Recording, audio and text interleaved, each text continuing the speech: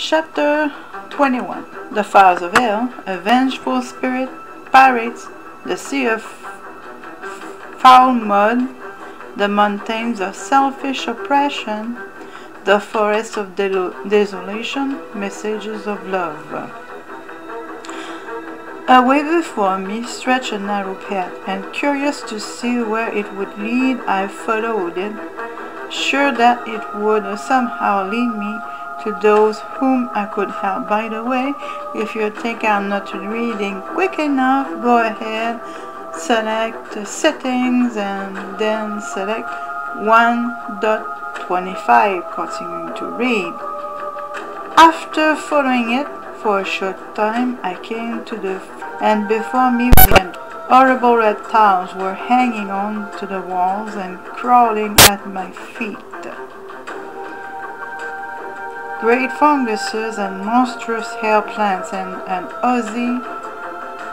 oozy, slimy king hung in festoons like rag shrouds from the roof, and a dark pool of stagnant water almost covered the floor. I thought of turning away from this spot, but a voice seemed to bid me go on, and I entered, and skirting round the edge of the dark pool, found myself at the entrance of a small dark passage in the rocks. Down this I went, and turning a corner, saw before me a red light as from a fire,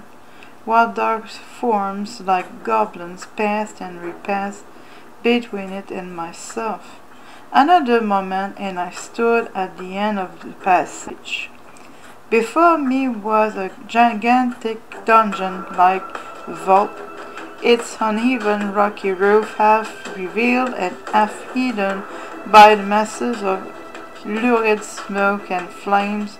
which arose from an enormous fire blazing in the middle of the cavern, while round it were dancing such a troop of demons as might well typify the devils of hell.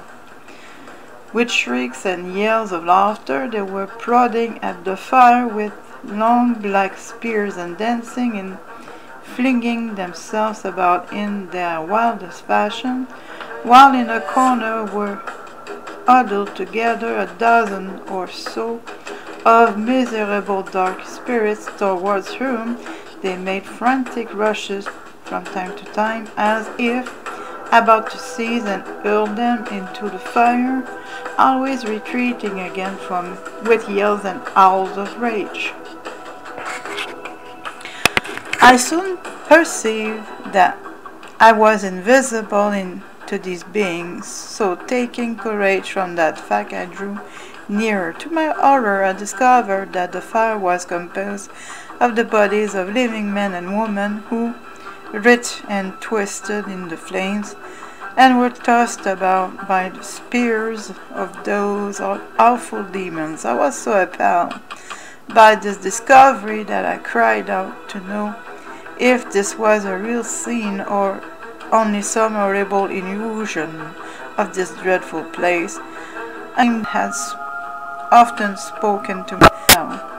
Son, they are living souls who in their earthly life doom hundreds of their fellow men to die this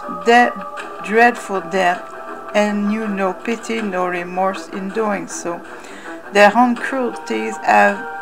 kindled these fierce flames of passion and hate in the breasts of their many victims,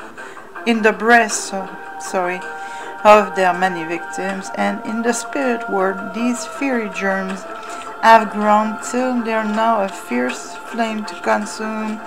the oppressors.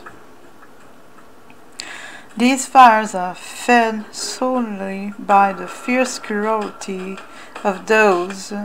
they now consume. There is not here one pang of anguish which has not been suffered 100-fold more in the person of these spirits' many helpless victims. From this fire these spirits will come forth touched by a pity born of their own sufferings for those they wronged in the past, and then will be extended to them the hand of help and the means of progression through deeds of mercy as many and as great as have been their merciless deeds in the past.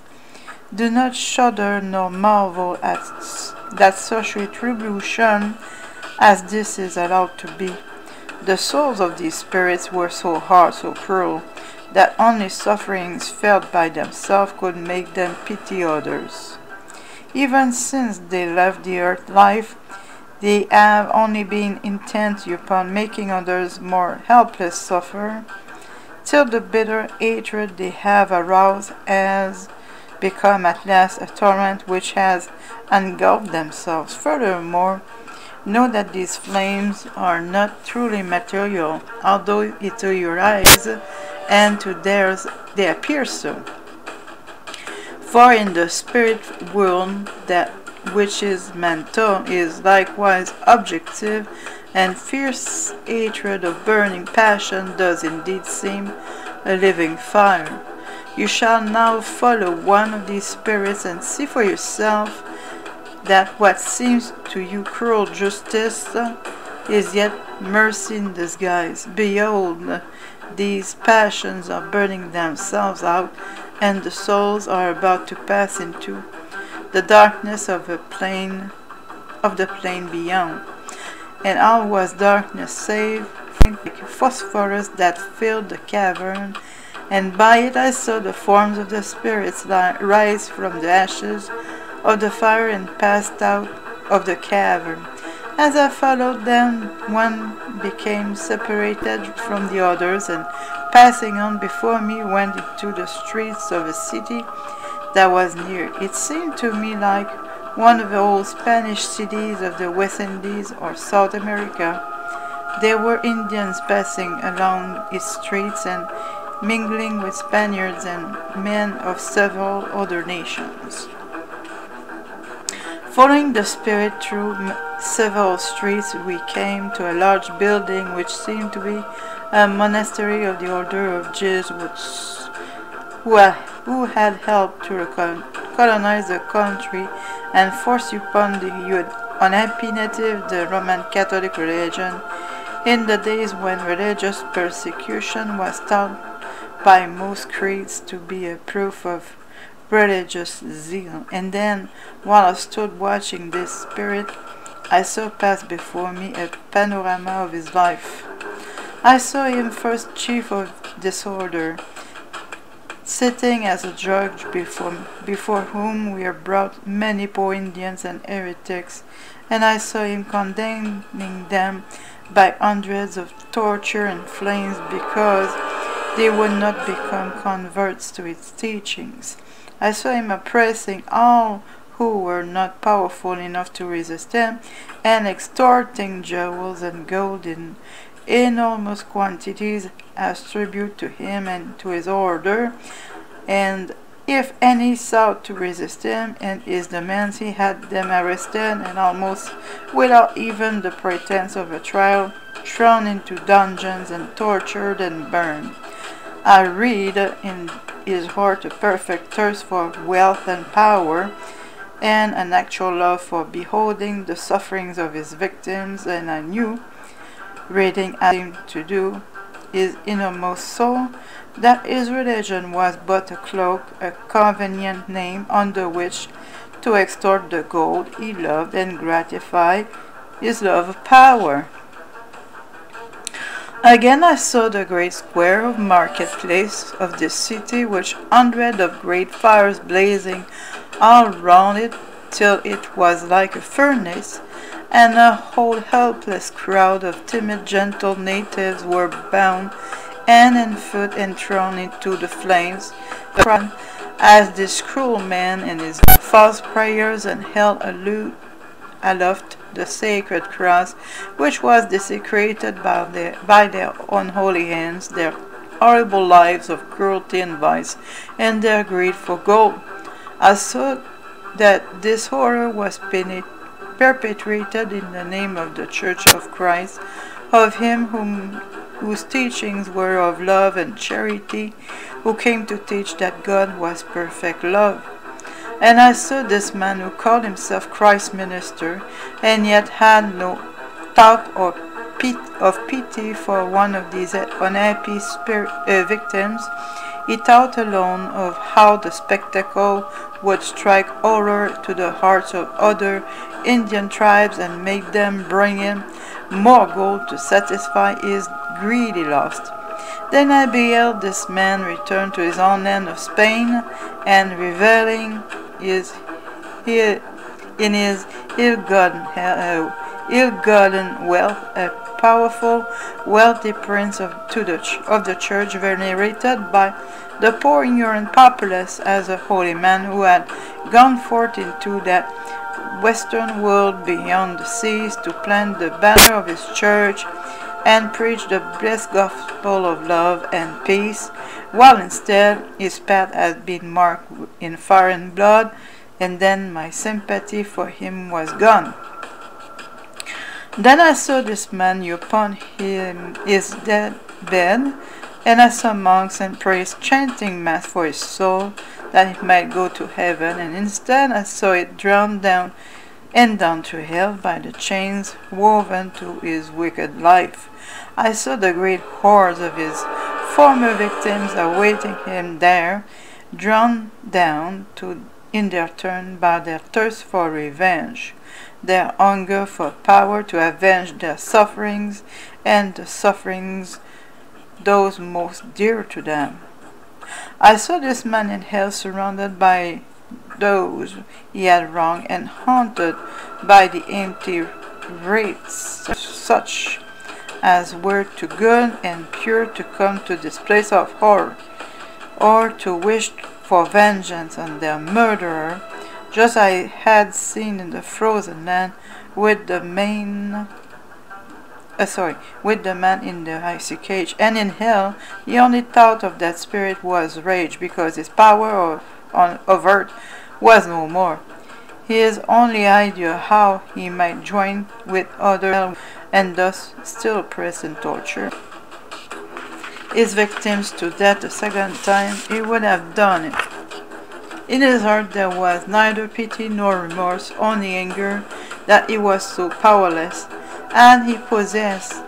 one feeling of sorrow or one thought of kindness for another, he would have helped him and created a wall between himself and these vengeful spirits, and his sufferings, though they might be great, would not have at last assumed the physical aspect in which I had beheld them. As it was, his passion of cruelty was so great, it fed and fanned into fresh life the spiritual flames which theirs created, till at last, when I saw him first, they were dying out exhausted by their own violence. Those demons I had beheld were at the last and most fierce of his victims, in whom the desire for revenge was even then not fully satisfied, while those I had beheld crouching in the corner were some who, no longer desirous of tormenting him themselves,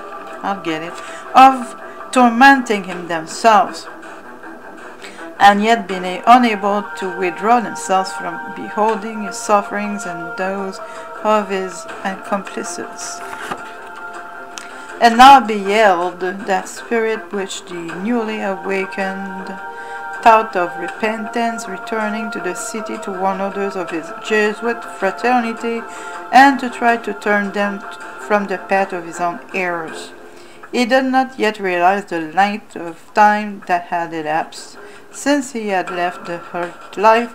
nor that the city was the spiritual counterpart of the one he had lived on the earth. In time, I was told he would be sent back to earth to work as a spirit in helping to teach mortals the pity and mercy he had not shown in his life, but first he would have to work here in this dark place, striving to release the souls of whom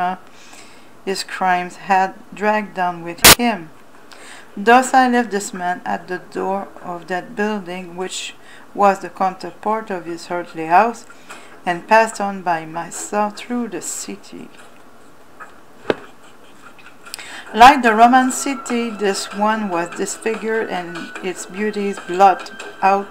by the crimes of which it had been the silent wit, full of dark phantom forms, winging after them their heavy chains. The whole place seemed built upon living graves and shrouded in a dark red mist of blood and tears. It was like one vast prison house, whose walls were built of deeds of violence and robbery and oppression. As I wandered and I had a waking dream, I saw the city as it has been on earth. Here the white man had set foot upon its soil. I saw a peaceful primitive people living upon fruits and grains, and leading their simple lives in an innocence akin to that of childhood, worshipping the great supreme under a name of their own, yet none the less worshipping him in spirit and in truth.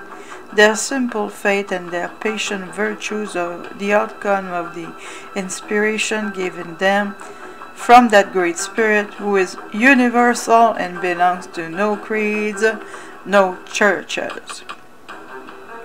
Then I saw white men come thirsting for gold and greedy to grasp the good of others, and these simple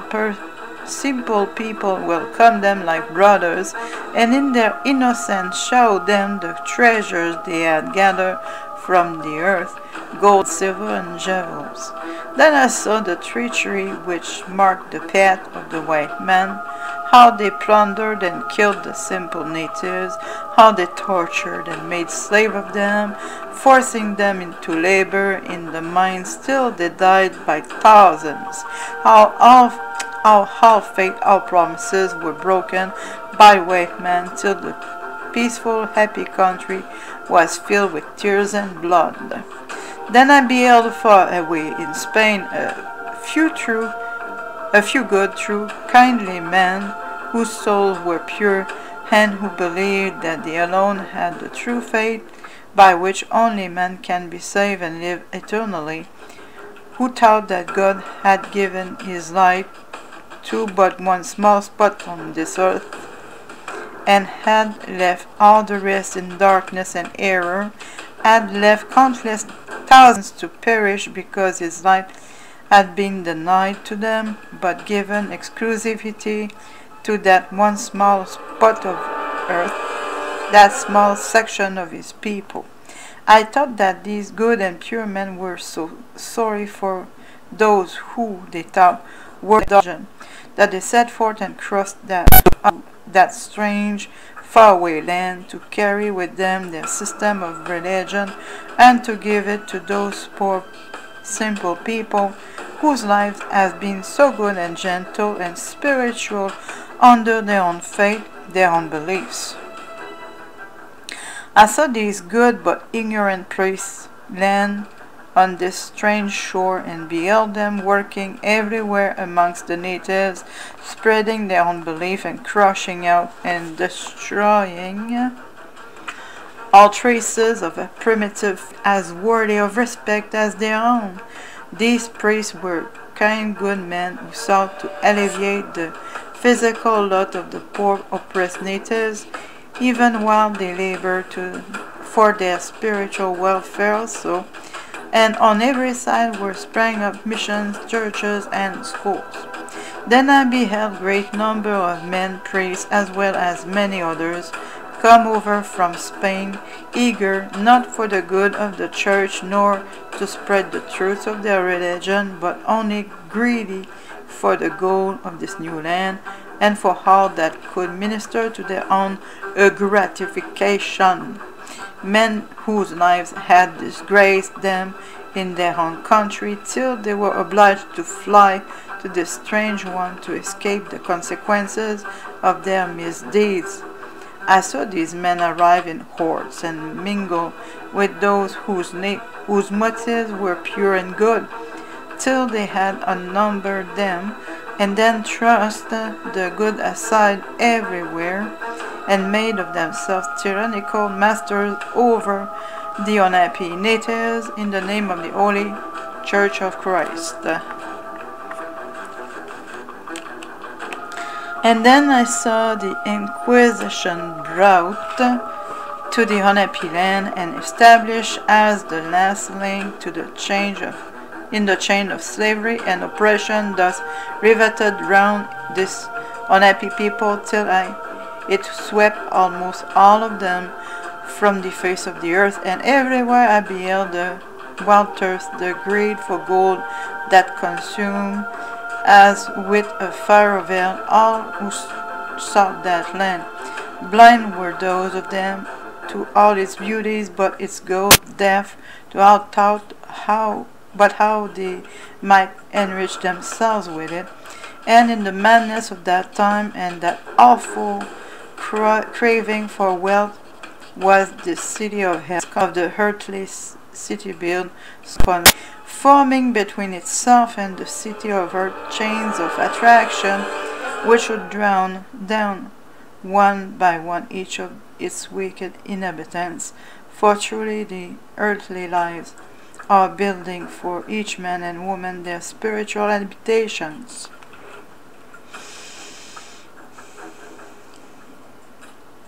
Thus all these monks and priests, all these fine ladies, all these soldiers and merchants, yea, and even these unhappy natives have been drowned down to hell by the deeds of their earthly lives, by the passions and hatreds, the greed of gold, the bitter sense of wrongs unrequited, and the thirst for revenge which those deeds had created.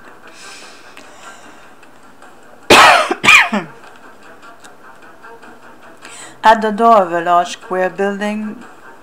whose small grated windows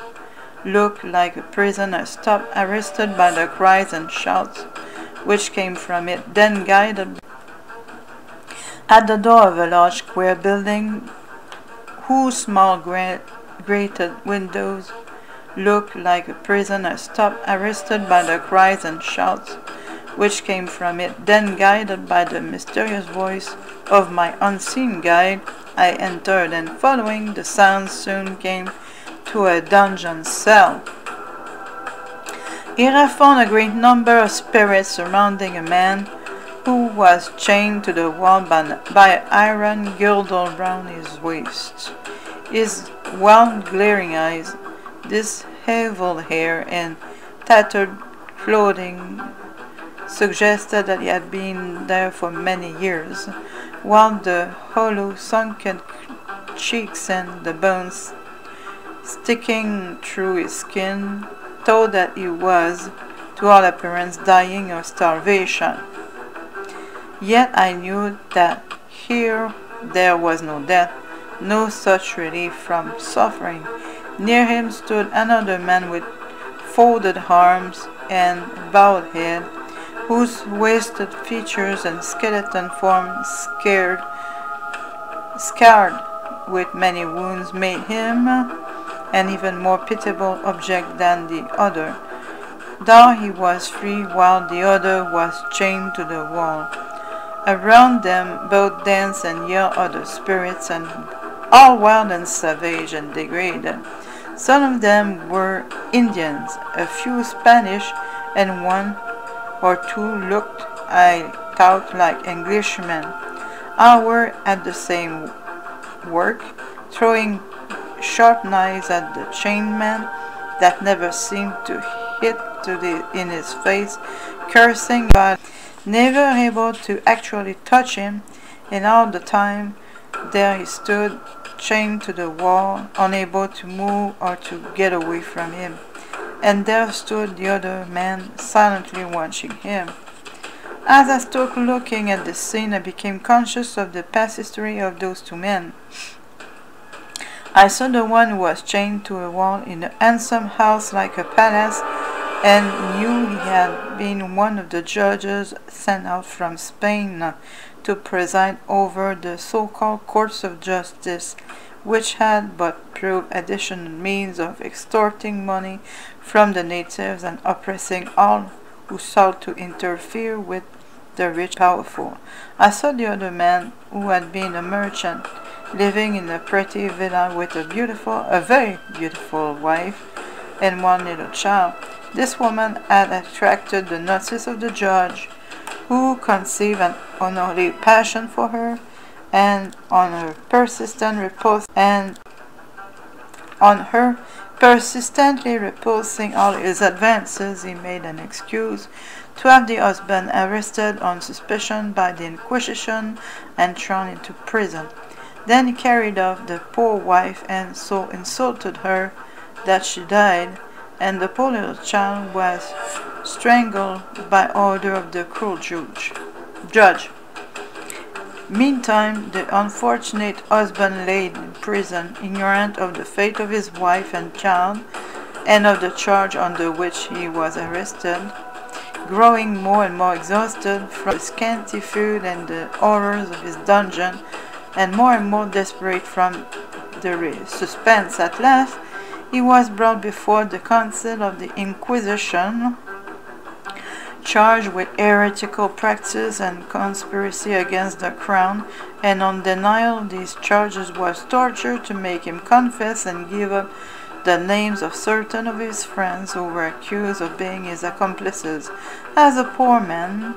bewildered and indignant, still protested his innocence, he was sent back to his dungeon and there slowly starved to death, the cruel judge not daring to set him at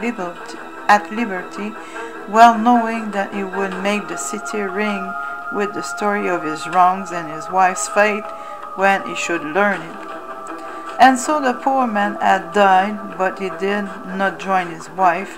who, poor angel soul, had passed at once with her little innocent child into the sphere pure and gentle that she had, even for so she was, though he had not intended to kill her. And between her and the husband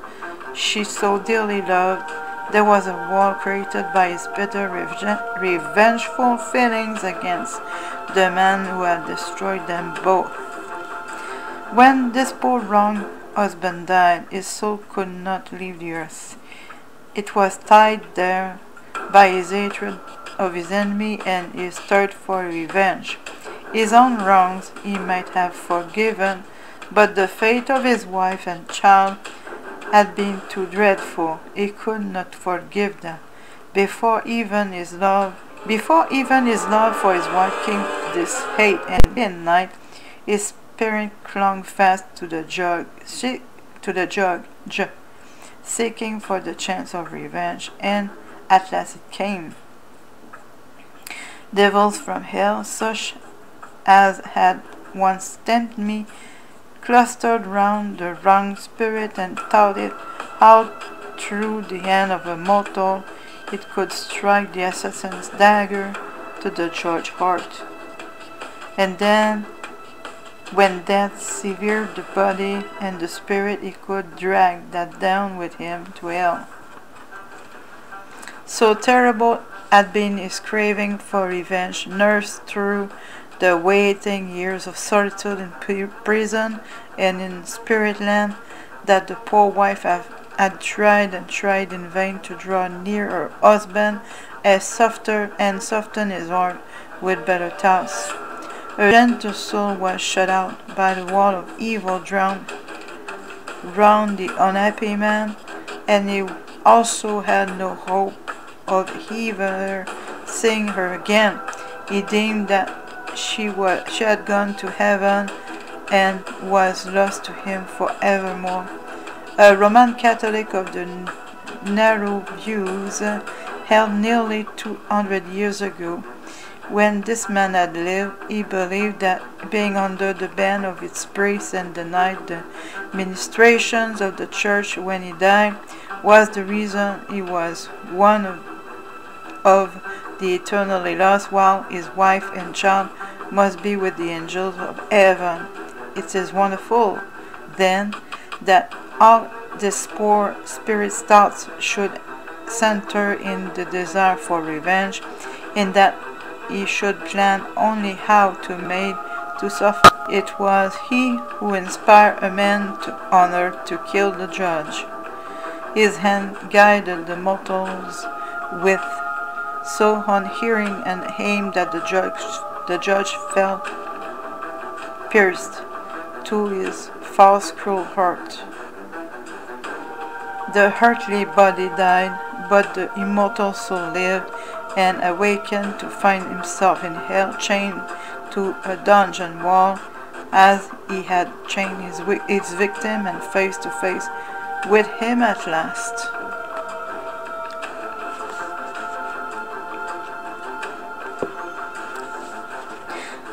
There were others whom the judge had wronged and sent to a death of suffering to gratify his anger or to enrich himself at their expense, and these all gathered round him and made his awakening a hell indeed. Yet such was the undomitable strength of will of this man that none of the blows aimed at him could touch him, none of the missiles strike, and thus through all the years had those two deadly enemies faced each other, pouring out their hatred and defiance, while those other spirits, like the chorus of a great tragedy, came and went and amused themselves, devising fresh means to torment the chained man whose tongue will keep them at bay. And away in the bright sphere mourned the poor wife, striving and hoping till the time should come when her influence would be felt even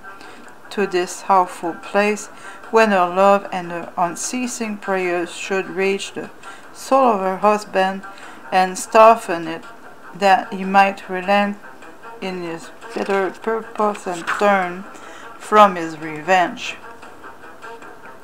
It was her prayers which had drawn me to this dungeon, and it was her soul which spoke to mine, telling me all the sad, cruel story, and pleading with me to carry to her unhappy husband the knowledge that she lived only in thoughts of him, only in the hope that he would be drawn by her love to the upper spheres to join her in peace and happiness at last. With this vision strong upon me, I drew near the sullen man who was growing tired of his revenge and whose heart was full of longing. I know why you are here, and of the cruel story of your wrongs, and I am sent from her you love to tell you that in the bright land above she awaits you, wearying that you would come and marveling that you can find revenge more sweet than her caresses. She bids me tell you that you chain yourself here when you might be free. The spirit started as I spoke, then turning to me grasped my arm and gazed long and earnestly into my face, and down to read there's whether I spoke truly or falsely. Then he sighed as he drew back, saying, "Who are you and why do you come here? You're like none of those who belong to this awful place, and your words are words of hope. Yet how can there be hope for the soul in hell? There is hope even here, for hope is eternal, and God is in his mercy shuts none out of it. Whatever man in his hurt distorted image of the divine teachings may do, I am sent to give hope to you and to others who are, like you, in sorrow for the past, and if you will but come with me, I can show you how to reach the better land."